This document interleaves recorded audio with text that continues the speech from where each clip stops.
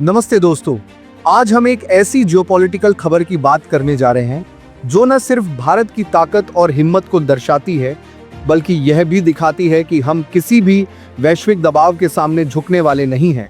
यह खबर है अमेरिका के भारत पर तथाकथित आर्थिक हमले की, जिसे उसने रूस के साथ हमारे बढ़ते व्यापार को रोकने के लिए किया।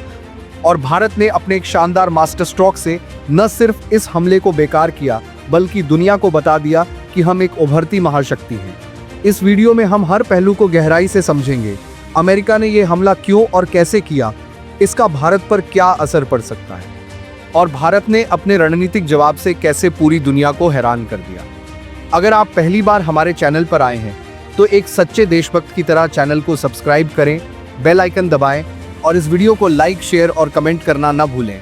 तो चलिए इस खबर को शुरू करते हैं। बात शुरू होती है जून 2025 से, जब भारत ने रूस से 2.08 मिलियन बैरल प्रतिदिन कच्चा तेल आयात किया। यह आंकड़ा पिछले 11 महीनों में सबसे ज्यादा है और इसे केपलर और centre for research on energy and clean air जैसी वैश्विक एनालिटिक्स फर्म्स ने पुष्टि की है। अब आप सोच रहे होंगे कि भारत इतने बड़े पैमाने पर रूस से तेल क्यों खरीद रहा है। दरअसल मिडिल ईस्ट में चल रही भू राजनीतिक उथल पुथल की वजह से कच्चे तेल की कीमतें आसमान छू रही हैं। सऊदी अरब, इराक और यूएई जैसे देशों से तेल की कीमतें बढ़ रही हैं और ऐसे में रूस का सस्ता कच्चा तेल भारत के लिए एक सुनहरा अवसर बन गया है। भारत अपनी 85% से ज्यादा तेल जरूरतों के लिए आयात पर निर्भर है। इस समय रूस भारत का सबसे बड़ा तेल सप्लायर है, जो 38% तेल प्रदान करता है। इसके बाद इराक 20.5%, सऊदी अरब 12.1% और यूएई 10.2% की हिस्सेदारी रखते हैं। जून 2025 में भारत के रूसी तेल आयात में 8% की बढ़ोतरी हुई, जो जुलाई 2024 के उच्चतम स्तर से भी ऊपर है। यह डेटा केपलर के वेसल ट्रैकिंग और ग्लोबल कमोडिटी मार्केट एनालिटिक्स से मिला है। भारत की रिफाइनरियां जैसे रिलायंस इंडस्ट्रीज और नायरा एनर्जी इस सस्ते तेल को बड़े पैमाने पर खरीद रही हैं और इसे रिफाइन करके न सिर्फ भारत की घरेलू जरूरतें पूरी कर रही हैं, बल्कि यूरोप और अन्य देशों को भी निर्यात कर रही हैं। यह भारत के लिए एक डबल जीत है, सस्ता तेल और वैश्विक मार्केट में बढ़ता दबदबा। लेकिन ये बात अमेरिका और उसके G7 सहयोगियों को बिल्कुल पसंद नहीं आई।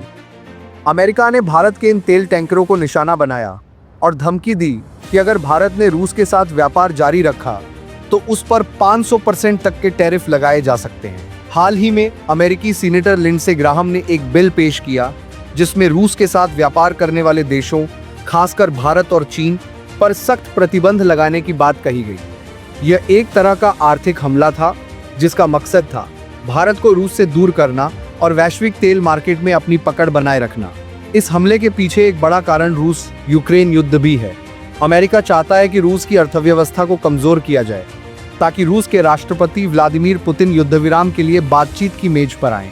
इसके लिए अमेरिका भारत और चीन जैसे देशों पर दबाव बना रहा है जो रूस से सस्ता तेल खरीद रहे हैं। जुलाई 2024 में अमेरिकी राजदूत एरिक गार्सेटी ने भी भारत को चेतावनी दी थी कि रूस के साथ व्यापार के परिणाम हो सकते हैं। उन्होंने यह भी कहा कि भारत का रूसी तेल आयात, खासकर पुतिन की तथाकथित शैडो फ्लीट के जरिए, यूक्रेन में रूस के हमलों को अप्रत्यक्ष रूप से समर्थन दे रहा है। लेकिन अमेरिका शायद ये भूल गया कि भारत अब वह पुराना भारत नहीं है जो किसी के दबाव में झुक जाए। यहाँ एक और चौंकाने वाली बात है, यूरोपीय देश जो भारत को रूस से तेल खरीदने के लिए आलोचना करते हैं, खुद भारत से रिफाइंड रूसी तेल खरीद रहे हैं। जी हाँ, भारत की रिफाइनरियां रूस से सस्ता तेल खरीदती हैं, उसे रिफाइन करती हैं और फिर यूरोप को निर्यात करती हैं। यह एक तरह की पाखंडी नीति है जहां G7 देश भारत पर प्रतिबंध की धमकी देते हैं, लेकिन खुद उसी तेल का फायदा उठाते हैं। भारत की 3 प्रमुख रिफाइनरियां, रिलायंस, नायरा एनर्जी और कुछ सरकारी रिफाइनरियां रूस से आयातित तेल का आधे से ज्यादा हिस्सा खरीद रही हैं और इसका बड़ा हिस्सा यूरोप को जाता है। यह डबल स्टैंडर्ड भारत के खिलाफ एक साजिश जैसा लगता है, लेकिन भारत ने इस स्थिति को अपने फायदे में बदल लिया। अब आते हैं उस मास्टर स्ट्रोक पर जिसने अमेरिका के इस आर्थिक हमले को नाकाम कर दिया। भारत ने इस दबाव के जवाब में 3 बड़े रणनीतिक कदम उठाए। पहला, भारत ने रूस के साथ अपने व्यापार और रक्षा संबंधों को और मजबूत किया। हाल की रिपोर्ट्स के मुताबिक भारत रूस के साथ कई बड़ी रक्षा डील्स फाइनल करने वाला है, जिनमें S-400 air defence system 2, 160 bombers और 257 फाइटर जेट्स शामिल हैं। ये डील्स न सिर्फ भारत की सैन्य ताकत को बढ़ा रही हैं, बल्कि रूस के साथ हमारी दोस्ती को भी और गहरा कर रही हैं। यह एक तरह से अमेरिका को संदेश है कि भारत अपने राष्ट्रीय हितों से समझौता नहीं करेगा। दूसरा, भारत ने ब्रिक्स और ग्लोबल साउथ के मंचों का इस्तेमाल करके अपने व्यापार को विविधता दी।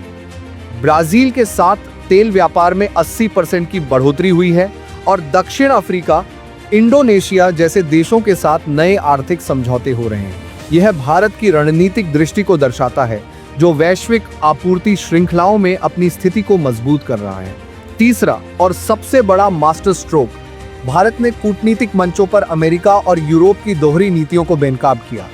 संयुक्त राष्ट्र और G20 जैसे मंचों पर भारतीय राजनयिकों ने यह सवाल उठाया कि जब यूरोप खुद भारत के जरिए रूसी तेल खरीद रहा है, तो भारत पर प्रतिबंध की धमकी क्यों? विदेश मंत्री एस जयशंकर ने हाल ही में एक बयान में कहा कि भारत अपनी ऊर्जा सुरक्षा और राष्ट्रीय हितों को प्राथमिकता देगा, चाहे कोई कितना भी दबाव बनाए। यह एक ऐसा कूटनीतिक चेकमेट था जिसने अमेरिका के नैरेटिव को कमजोर कर दिया। अब सवाल यह है कि अगर अमेरिका 500% टैरिफ लागू करता है, तो इसका भारत पर क्या असर होगा? दोस्तों, भारत की अर्थव्यवस्था अब इतनी लचीली और मजबूत हो चुकी है कि ऐसे प्रतिबंध हमें रोक नहीं सकते।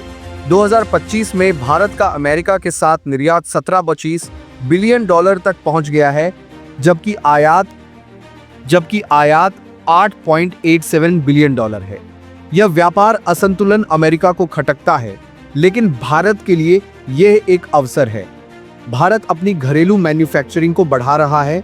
मेक इन इंडिया और आत्मनिर्भर भारत जैसे अभियानों के जरिए सौर और पवन ऊर्जा जैसे नवीकरणीय ऊर्जा प्रोजेक्ट्स में भारी निवेश हो रहा है, जो भारत को तेल आयात पर निर्भरता कम करने में मदद करेगा। इसके अलावा भारत के पास आसियान, अफ्रीका और लैटिन अमेरिका जैसे वैकल्पिक बाजार हैं, जो टैरिफ के असर को कम करेंगे। हाल ही में फरवरी 2025 में प्रधानमंत्री नरेंद्र मोदी की अमेरिका यात्रा के दौरान दोनों देशों ने 2030 तक 500 बिलियन डॉलर के द्विपक्षीय व्यापार का लक्ष्य रखा है। यह दिखाता है कि भारत और अमेरिका के बीच व्यापारिक रिश्ते मजबूत हैं और भारत किसी भी आर्थिक दबाव को झेलने में सक्षम है। एक और दिलचस्प बात यह है कि भारत ने अपनी ऊर्जा रणनीति को और मजबूत किया है। फरवरी 2025 में भारत अमेरिका संयुक्त बयान में दोनों देशों ने ऊर्जा सुरक्षा पर सहयोग बढ़ाने की बात कही। अमेरिका ने भारत को अंतर्राष्ट्रीय ऊर्जा एजेंसी में पूर्ण सदस्य के रूप में शामिल होने का समर्थन किया और दोनों देश रणनीतिक पेट्रोलियम भंडार को बढ़ाने पर काम कर रहे हैं। लेकिन इसका मतलब यह नहीं कि भारत रूस से तेल आयात बंद कर देगा। भारत ने यह स्पष्ट कर दिया है कि वह अपनी ऊर्जा जरूरतों को पूरा करने के लिए सभी विकल्प खुले रखेगा, चाहे वह रूस हो, ब्राजील हो या मिडिल ईस्ट। यह भारत की बहुआयामी विदेश नीति का हिस्सा है, जो किसी एक देश पर निर्भरता को खारिज करती है। इसके अलावा भारत ने वैश्विक मंच पर अपनी स्थिति को और मजबूत किया है। Bharat middle east, Europe corridor और I2U2 समूह जैसे प्रोजेक्ट्स में भारत की भूमिका बढ़ रही है। हिंद महासागर क्षेत्र में भारत एक शुद्ध सुरक्षा प्रदाता के रूप में उभर रहा है और अमेरिका ने भी इसकी सराहना की है। लेकिन भारत ने यह भी स्पष्ट कर दिया कि वह अपनी संप्रभुता और राष्ट्रीय हितों को प्राथमिकता देगा। जब अमेरिका ने भारत को रूस के साथ व्यापार सीमित करने की सलाह दी, तो भारत ने जवाब दिया कि हम अपनी नीतियां वैश्विक शांति और अपनी ऊर्जा सुरक्षा को ध्यान में रखकर बनाते हैं, न कि किसी तीसरे देश के दबाव में।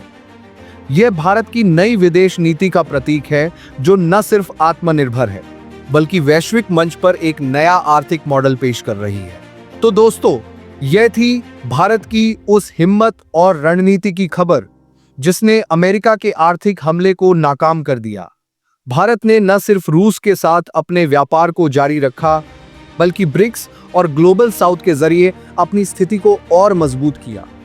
यह खबर बताती है कि भारत अब एक ऐसा देश है जो न सिर्फ अपनी जरूरतों को पूरा कर सकता है, बल्कि वैश्विक मंच पर अपनी शर्तों पर खेल सकता है। अब आपकी बारी है। इस वीडियो को लाइक करें, शेयर करें और कमेंट में बताएं कि आपको भारत का ये मास्टर स्ट्रोक कैसा लगा। क्या ये वैश्विक राजनीति में गेम चेंजर साबित होगा? आपकी राय हमें कमेंट में जरूर बताएं। मिलते हैं एक नई वीडियो के साथ।